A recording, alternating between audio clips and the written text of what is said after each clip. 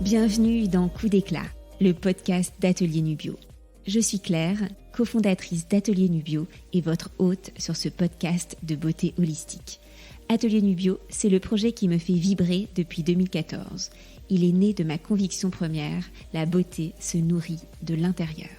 La beauté holistique est un voyage merveilleux. Ma mission sur Terre est de vous donner envie d'y embarquer. Avec ce podcast Coup d'éclat, on veut nourrir votre peau, votre imaginaire, votre curiosité, votre joie.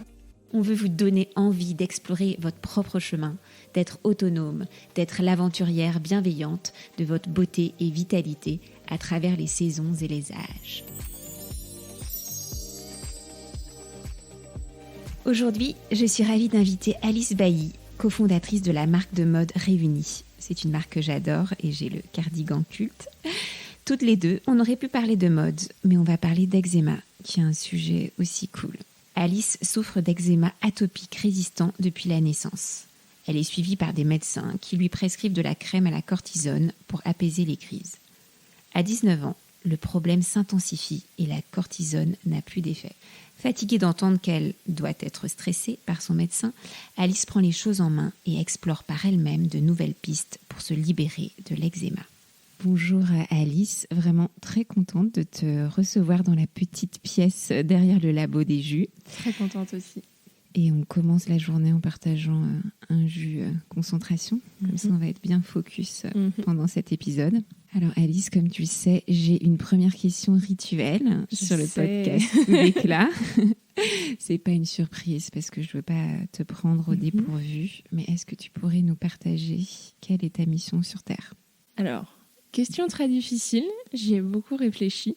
Et en fait, je pense que c'est une espèce de mélange. En fait, je suis très épicurienne, je suis une vraie épicurienne dans l'âme. J'aime vraiment profiter de la vie pleinement. Et je suis très dans avoir des moments de plaisir. Je trouve que c'est très important de se faire des petits plaisirs dans la vie. Mais d'un autre côté, je suis extrêmement consciente de mes gestes et de mon impact. Et en fait, du coup, je pense que ma mission du coup dans la vie, c'est un peu d'apporter un peu de joie et de légèreté et d'insouciance, mais en même temps de le mélanger à quelque chose de conscient et de responsable. Et en fait, c'est un peu se faire plaisir raisonnablement, un peu genre une épicurienne raisonnée, c'est un petit concept. Mais du coup, voilà, se dire j'apporte de la joie et de l'insouciance parce que en fait, je propose des choses qui sont bonne à la fois pour toi mais pour la planète et avec un impact réduit, etc. Okay. Je sais pas si c'est hyper clair parce que c'est un nouveau concept, mais ouais, je pense que c'est un peu ça. Mais on passe toute la vie à se poser la question du pourquoi. T'es pas d'accord ? Ouais. Mais je pense qu'on trouve jamais la réponse non plus. Mais on se pose la question pour la beauté de la question et non pas pour la réponse. C'est ça.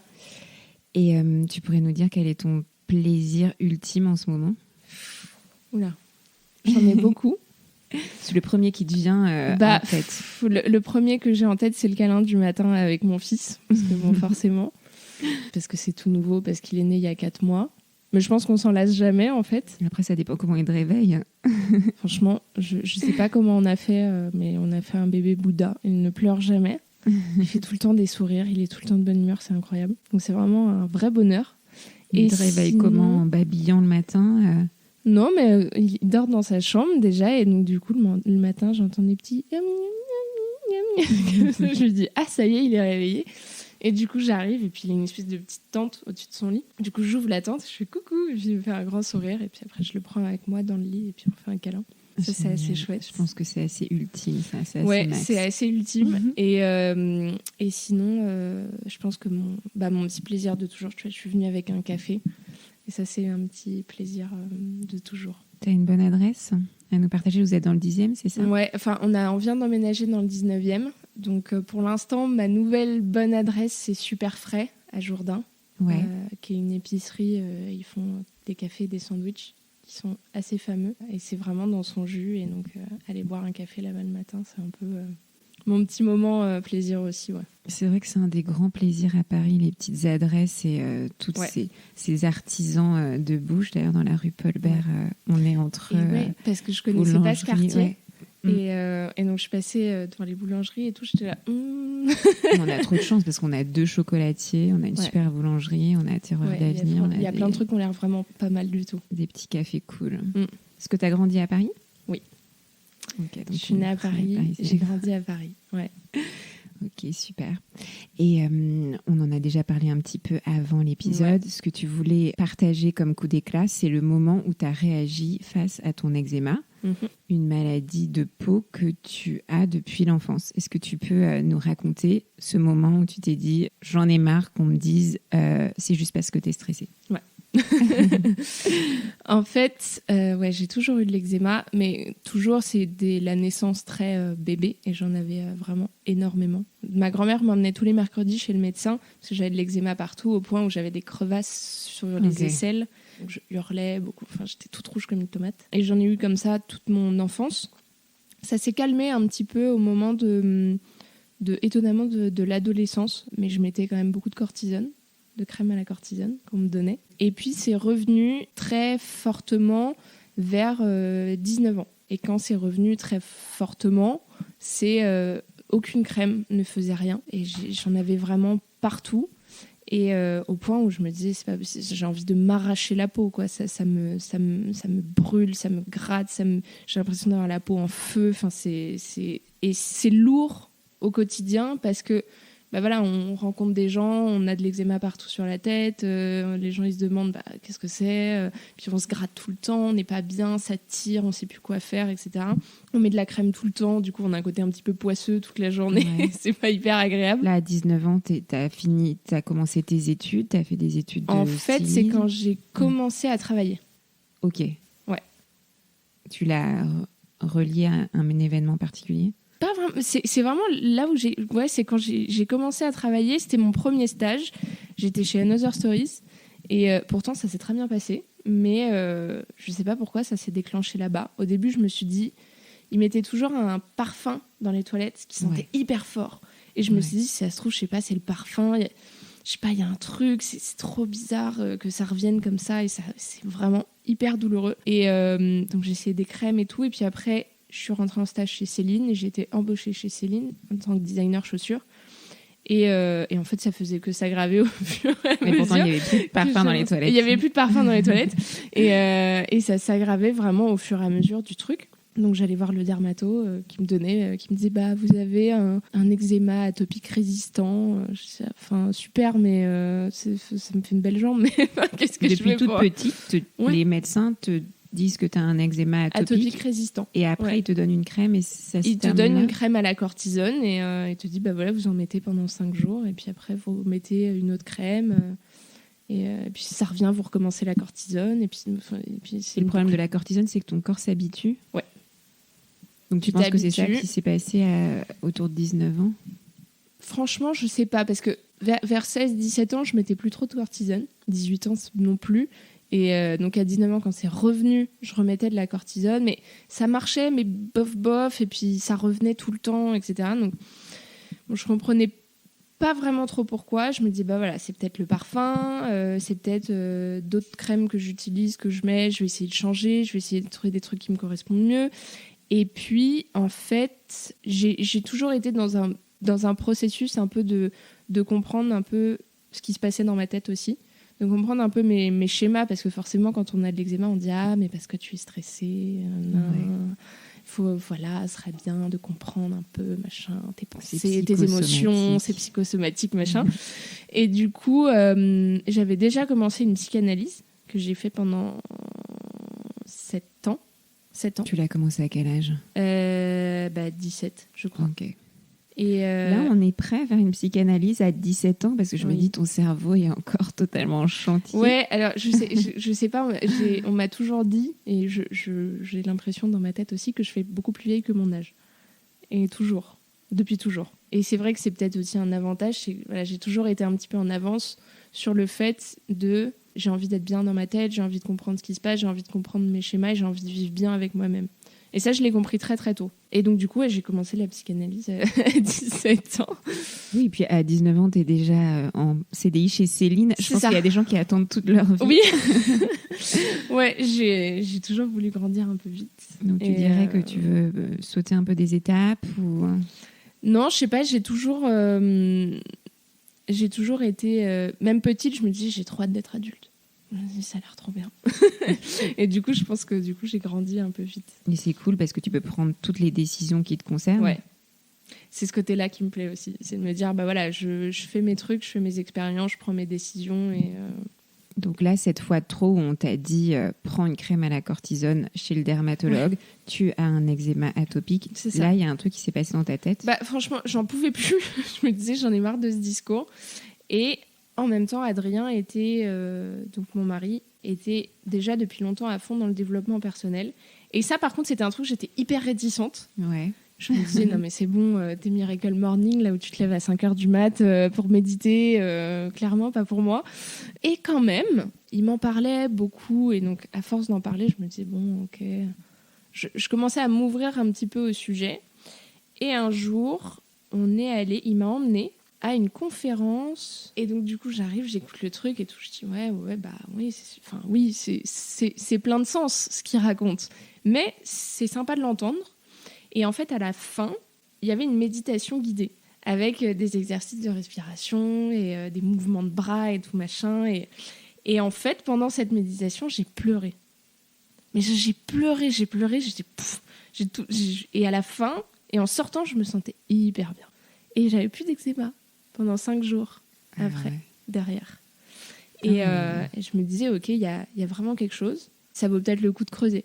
Donc, je me dis, bah voilà, je continue ma psychanalyse parce que ça me permet de comprendre ce qui s'est passé dans ma vie, d'identifier des schémas qui sont pas hyper bons pour moi et apprendre à les désamorcer quand ils arrivent. J'apprends à accepter les choses, à pardonner des choses et à avancer. Et en même temps, je me dis, voilà, je vais me lancer dans la méditation, dans le développement personnel pour apporter un petit truc différent. Parce que je trouve que le développement personnel, tu as un côté plus, allez, on va de l'avant. La psychanalyse, il y a un côté, on ressasse vachement, on analyse, on est là, on ça dure toute la vie. Et c'est ça. Et je me dis, voilà, le côté développement personnel, c'est un peu plus, allez, on y va, on est dans l'action, on va de l'avant, etc. Donc je trouvais intéressant. Juste ce qui t'intéresse aujourd'hui. Ouais.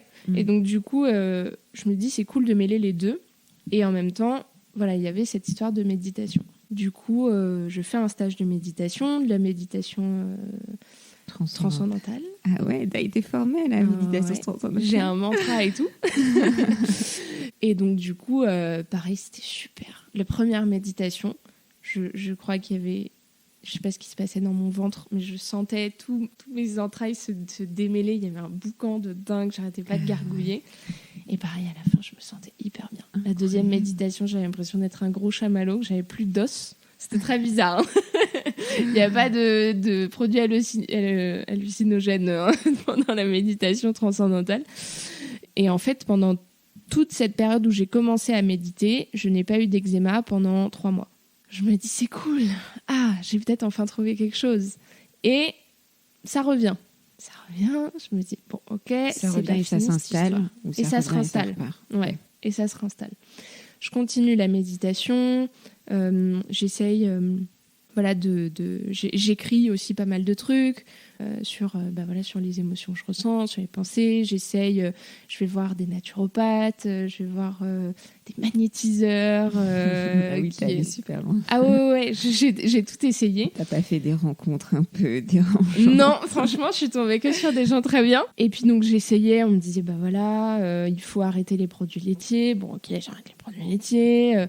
Il faut manger des noix le matin. Je mangeais que des noix le matin. J'essayais plein de trucs. Et là, t'es dans quel état? T'es curieuse? Ça t'amuse? Ou tu trouves ça un peu contraignant? Je trouve que c'est très contraignant.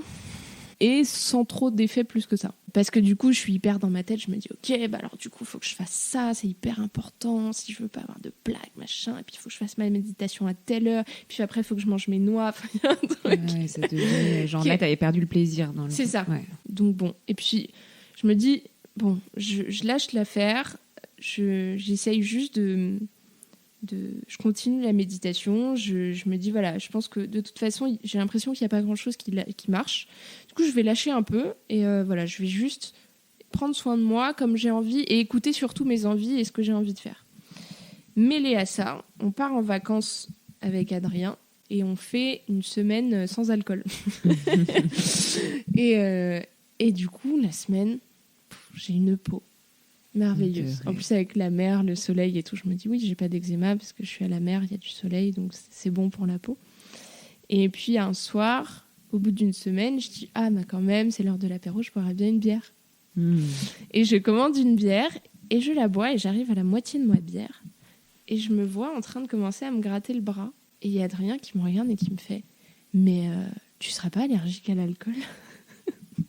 Puis je dis rien, je fais « Tu crois ?» Et donc en fait, je réessaye, je réarrête la bière. Plus d'eczéma. J'en reprends une, 7 jours après, ça regratte. Ouais. Donc j'essaye avec du coup d'autres trucs. Le vin, ça passe.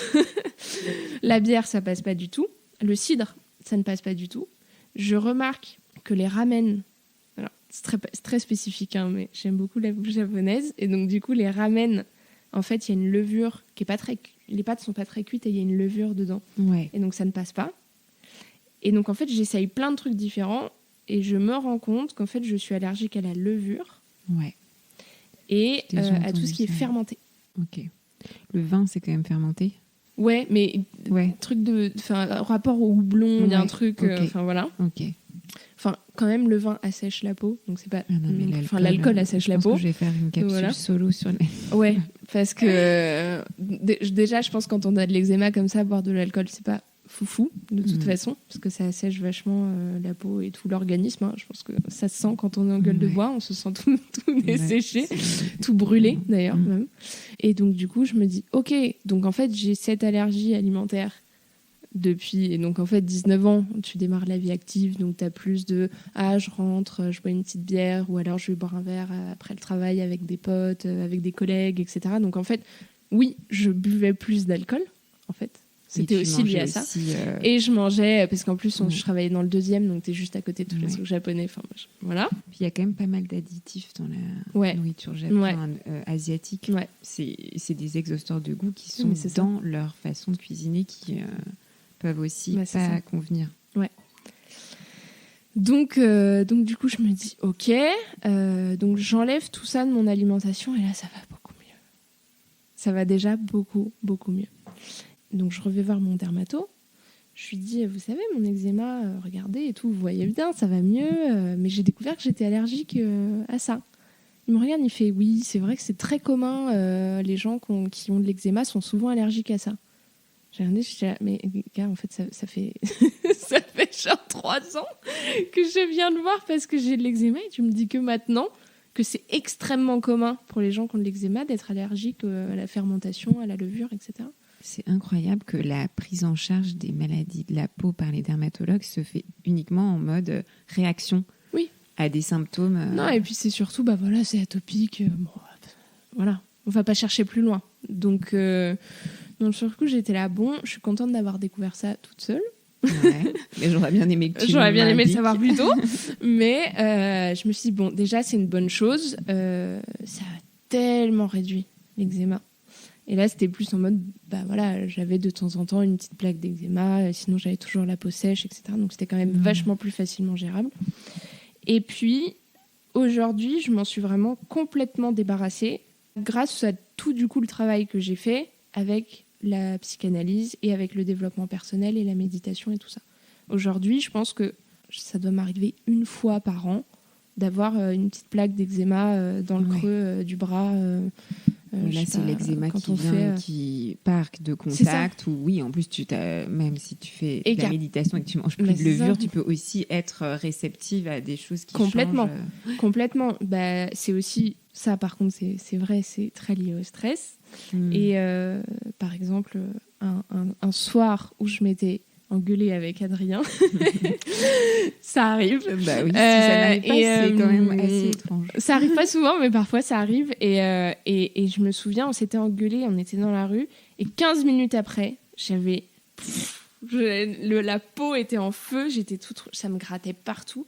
Et pourtant, j'avais pas bu de bière. Ça, c'était vraiment que lié 100% au stress et aux émotions, quoi.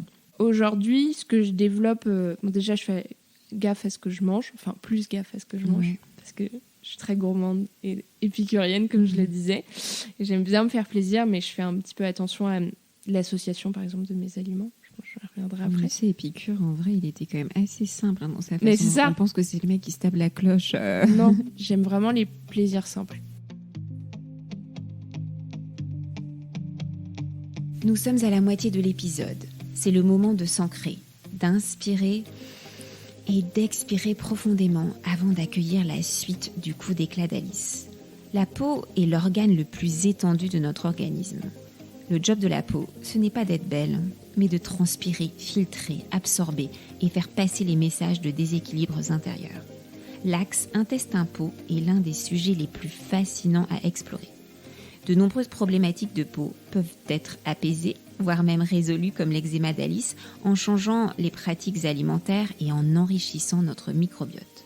Le microbiote, ce sont ces milliards de bactéries qui peuplent nos intestins. Atelier Nubio a formulé le complément Microbiote et peau, composé de 4 souches de probiotiques sélectionnées pour leurs bienfaits sur la peau et validées par études cliniques. Microbiote et peau est recommandé à toutes les personnes souffrant d'inflammation de la peau, comme l'acné ou l'eczéma. Vous verrez des résultats dès 1 mois de cure et à prolonger jusqu'à 3 mois.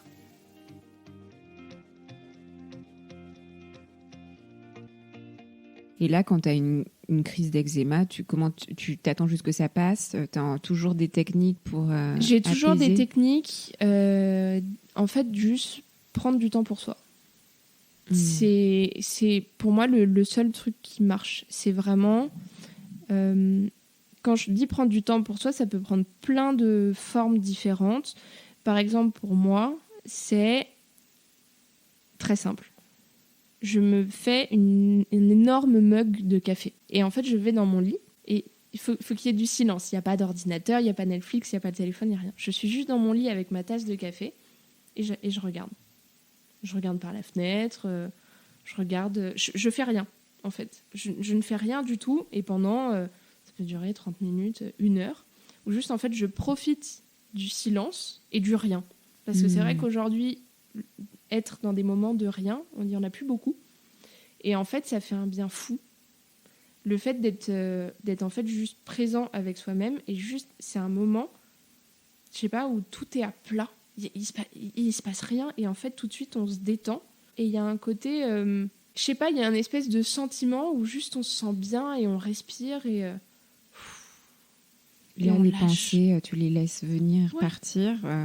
Et ce qui est étonnant, même pendant ces moments, moi qui cogite vachement, pendant ces moments-là, il se passe rien dans ma tête. Ah ouais, t'as pas envie de bondir de ton lit et d'écrire un truc, mais bien Non. sûr, c'est ça que je dois faire, non? C'est vraiment, t'es avec ta tasse de café ou ton thé ou peu importe, une chicorée, je bois beaucoup de chicorée aussi, et juste t'es là, et t'es là, et tu regardes et t'attends, et tu profites du silence. Et en fait, ça fait vraiment, vraiment du bien.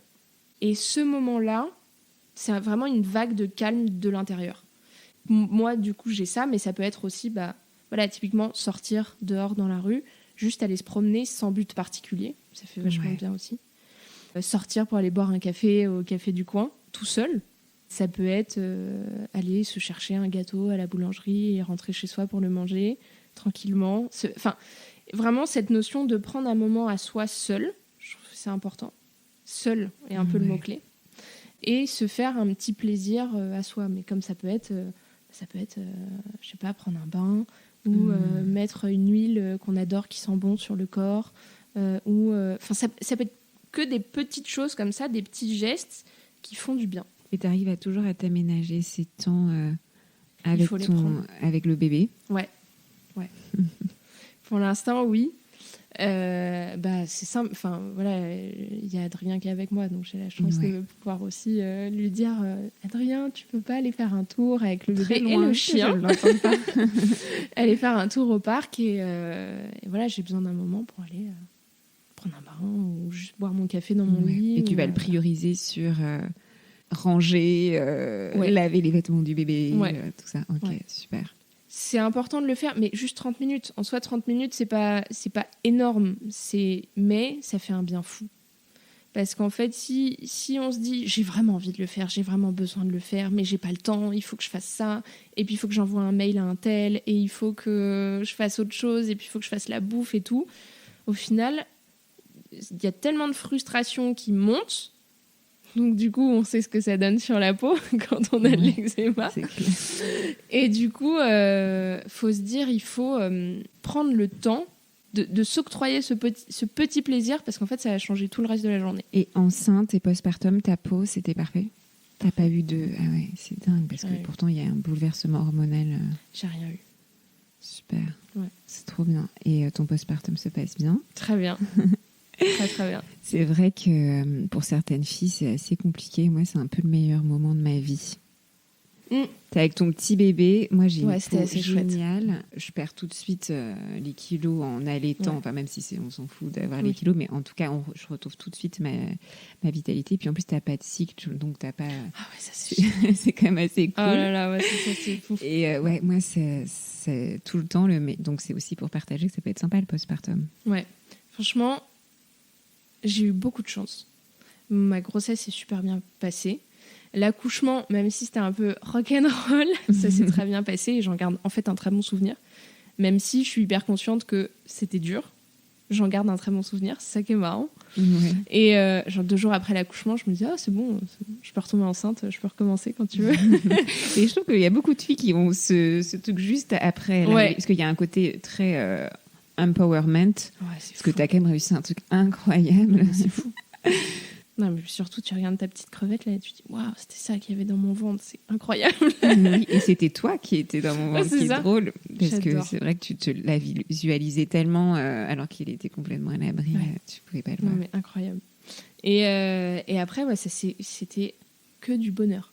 Franchement, l'allaitement, ça s'est super bien passé. J'ai pas eu de crevage, j'ai rien eu du tout. C'était nickel. Il régurgitait pas, il passait au biberon sans souci, il dort bien dès le début.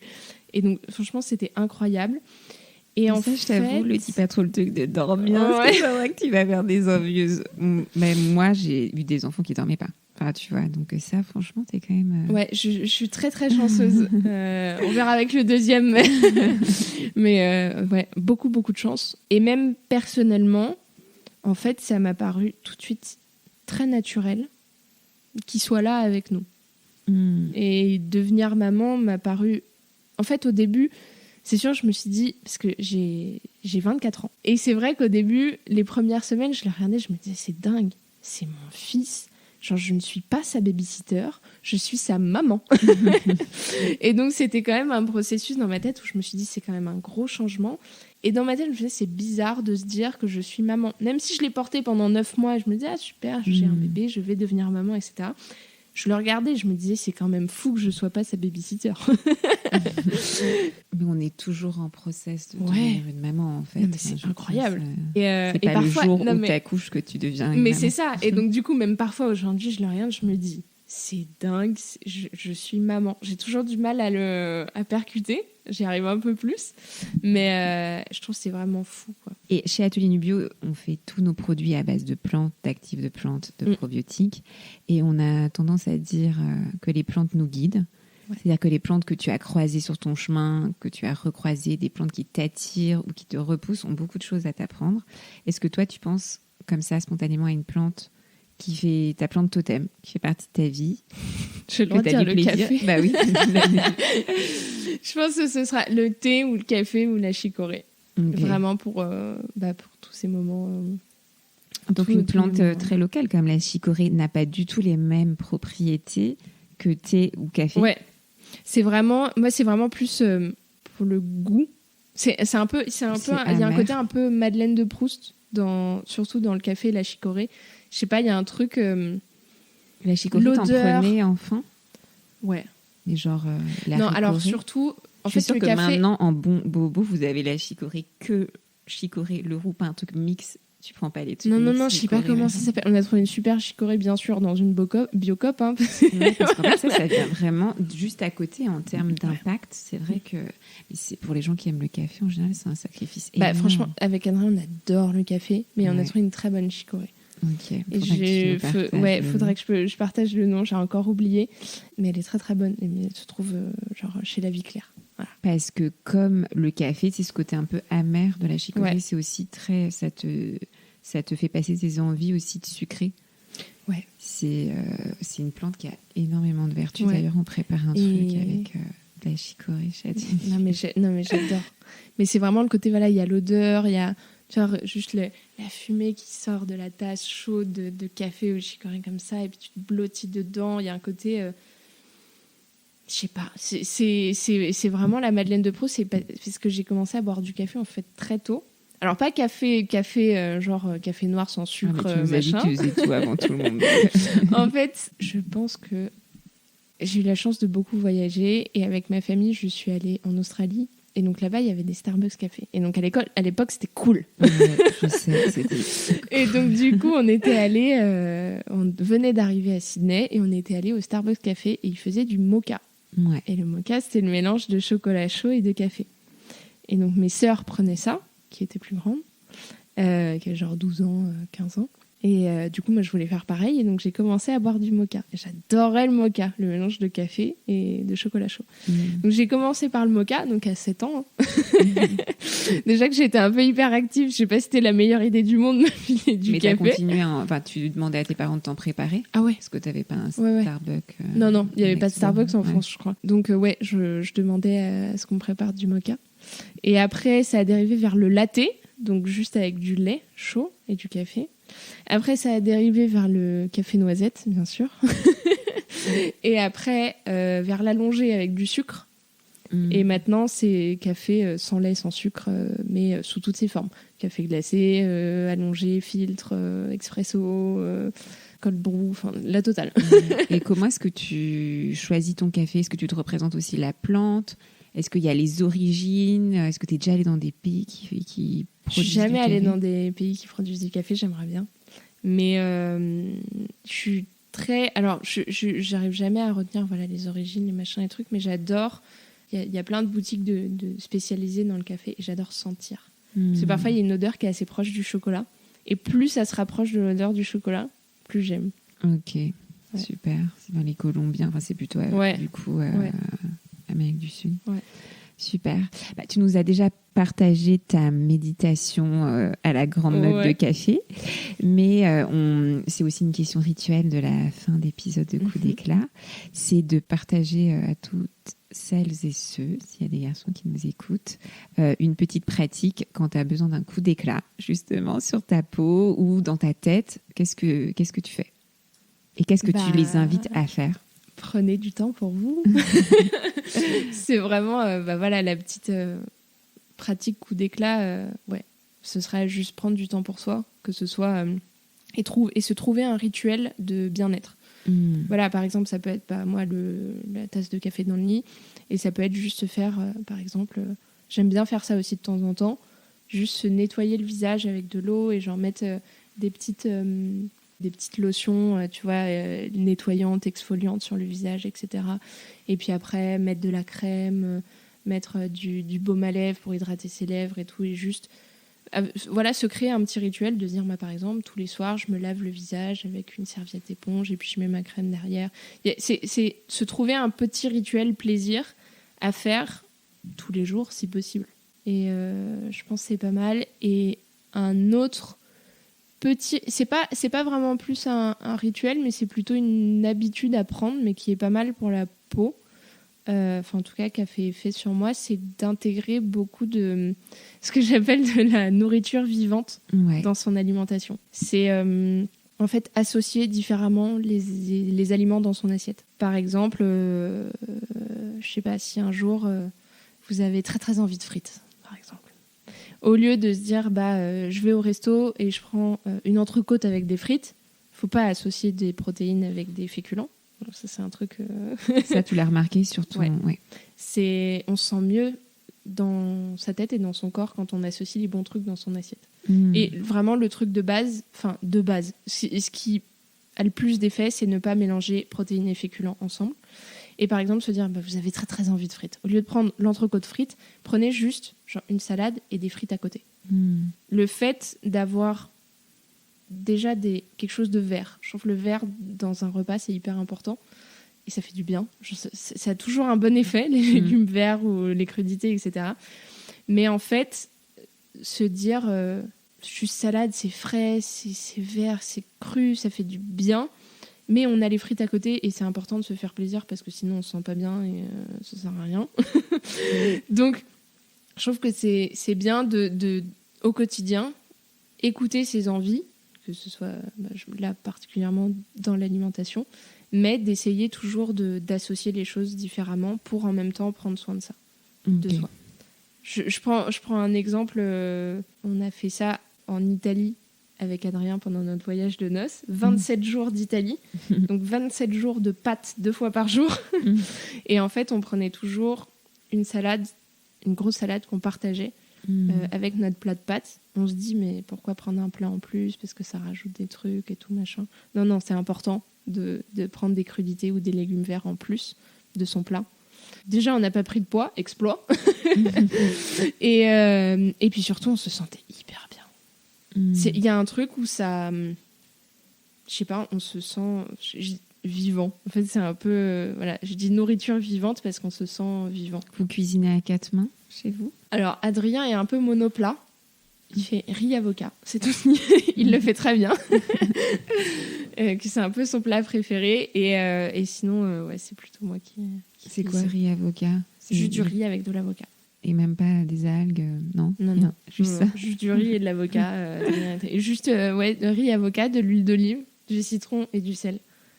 C'est le plat préféré d'Adrien. Voilà. Et le tien, c'est quoi? Mon plat préféré? Ouais, ta recette signature, comme disent les chefs. Je pense que c'est les pâtes à la vongole avec les coques et tout là. Génial. C'est un plat absolument magique. Nous aussi, on l'a dans la famille. C'est mon mari qui le fait. Il faut trouver les bonnes coques, les bonnes linguinées. Ouais. Et c'est fait vraiment en 5 minutes. Non, mais je pense que je pourrais manger que ça. Ok, je pense qu'après cet épisode, tout le monde va faire des pâtes à la vongole et peut-être du riz à l'avocat. Super, merci infiniment Alice de nous avoir partagé ce coup d'éclat sur l'eczéma et des petites notes sur la maternité aussi, qui est toute proche. Merci pour tout. Super. C'était chouette.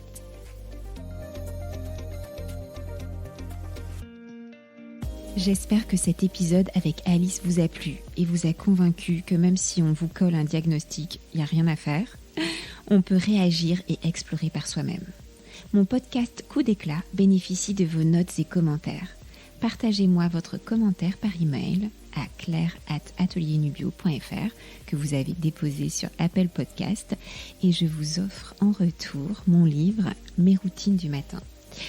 Envoyez-moi simplement la capture d'écran de votre commentaire et je vous répondrai personnellement et préparerai votre portage. Bonus, soufflez-moi des mots doux et des noms d'invités en même temps.